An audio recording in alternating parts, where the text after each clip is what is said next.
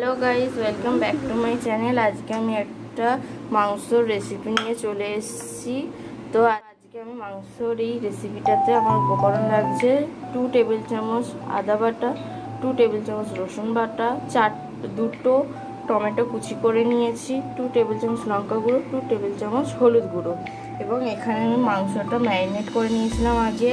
এতে লেগেছে 2 টেবিল চামচ সর্ষের তেল, 2 টেবিল চামচ আদা বাটা, 2 টেবিল চামচ রসুন বাটা, 2 টেবিল চামচ জিরে গুঁড়ো, 2 টেবিল চামচ ধনে গুঁড়ো এবং 2 টেবিল চামচ টক দই দিয়ে আমি ম্যারিনেট করে এটাকে ফ্রিজে 1 ঘন্টা রেখে দিয়েছিলাম। 1 ঘন্টা পরে আমি এটাকে বের করিয়েছি এবং এর সাথে আমরা দিচ্ছি একটা জিরে গুঁড়ো, শাহি গরম মশলা এবং কাশ্মীরি লঙ্কা গুঁড়ো। এগুলো আমরা স্বাদ মতো মাংসের সময় দেব। এখানে আমি নিয়েছি 4টে বড় বড় সাইজের পেঁয়াজ। এই পেঁয়াজটা আমার এই মাংসটায় লাগবে। 500 গ্রাম আমি আলু কেটে ধুয়ে নিয়েছি। এবার আমি মেন কোর্সে যাচ্ছি। মেন কোর্সে যাওয়ার আগে আমি বলছি যে যদি আমার চ্যানেলটাকে আপনাদের ভালো লাগে তাহলে অবশ্যই সাবস্ক্রাইব করবেন এবং পাশে থাকা বেল আইকনটা ক্লিক করে দেবেন। এবং যদি আমার চ্যানেলটা ভালো লাগে তাহলে লাইক কমেন্ট শেয়ার করতে ভুলবেন না। আপনাদের একটা কমেন্ট আমাদের নতুন ভিডিও আপলোড করতে ইন্সপায়ার করে। তো চলুন নেক্সট ভিডিও। এখানে আমি তেল গরম বসিয়ে দিয়েছি এবং তেলে 1 টেবিল চামচ নুন, 1 টেবিল চামচ হলুদ দিয়ে গরম করে নিচ্ছি। করা হয়ে গেলে আমি এতে আলুগুলো দিয়ে দেবো ভাজার জন্য। এবার আমি আলুগুলো দিয়ে দিচ্ছি এই তেলে। গরম হয়ে গেছে তেলটা। আলুগুলো আমি 2 মিনিট নাড়াচাড়া করে একটু ভেজে নেবো। 2 মিনিট আমাদের আলুগুলো 2-3 মিনিট পর ভাজা ভাজা হয়ে গেছে। এবার আমি এক এক করে সমস্ত আলু তুলে নিচ্ছি। আস্তে আস্তে সমস্ত আলু আমি তুলে নেবো। এবার এই গরম তেলে আমরা এখানে কেটে রাখা 2টো বড় বড় সাইজের পেঁয়াজ দিয়ে দিলাম। আমি খুব অল্প তেলের মধ্যে করছি, তো এই তেলেই আমি দেবো। পেঁয়াজটাকে একটু নেড়ে নিচ্ছি। আমি এখানে 1 টিস্পুন চিনি দিয়ে দিয়েছি।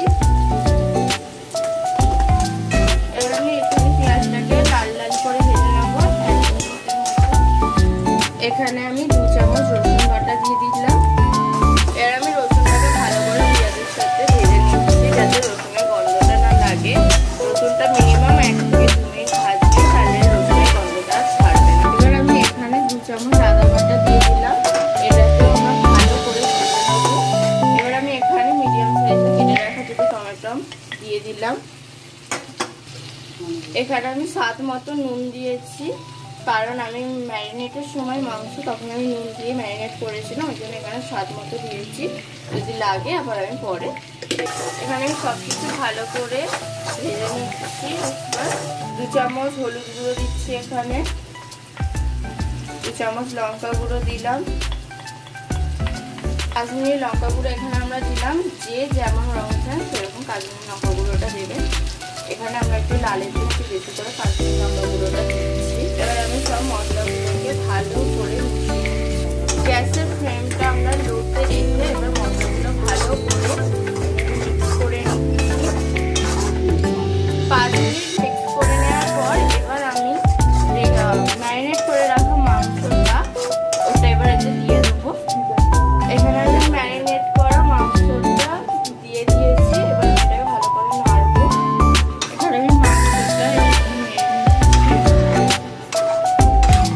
এখানে আমি 2-3 মিনিট মাংসটা নেড়ে নিয়েছি। এবার 20-25 মিনিট আমি ঢাকা দিয়ে রেখে দেবো মাংসটা কষিয়ে নেওয়ার জন্য। এবং এর সাথে 5 মিনিট পর আমি আবার মাংসটা নেড়ে দিচ্ছি। মাংসটা একটুখানি 5 মিনিট 10 মিনিট পর পর নাড়তে হবে, নাহলে মাংসটা নিচে ধরে যাওয়ার সম্ভাবনা থাকে।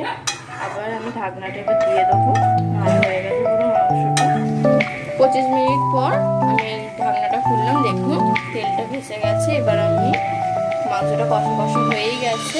এবার আমি এতে আগে থেকে গরম জল করে নিয়েছিলাম, উষ্ণ গরম জল 2 কাপ দিয়ে দেবো। আমি এই কাপে 2 কাপ জল দিচ্ছি। যে যেমন ঝোল চাইবেন সে তেমন জল দেবেন। আমার অল্প ঝোল দরকার, তাই আমি অল্প জল দিচ্ছি।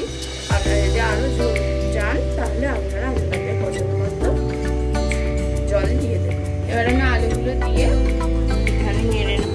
10 মিনিট পর আমি মাংস ঢাকাটা খুললাম। দেখুন তেলটা ভেসে উঠেছে আর মাংসটাও সেদ্ধ হয়ে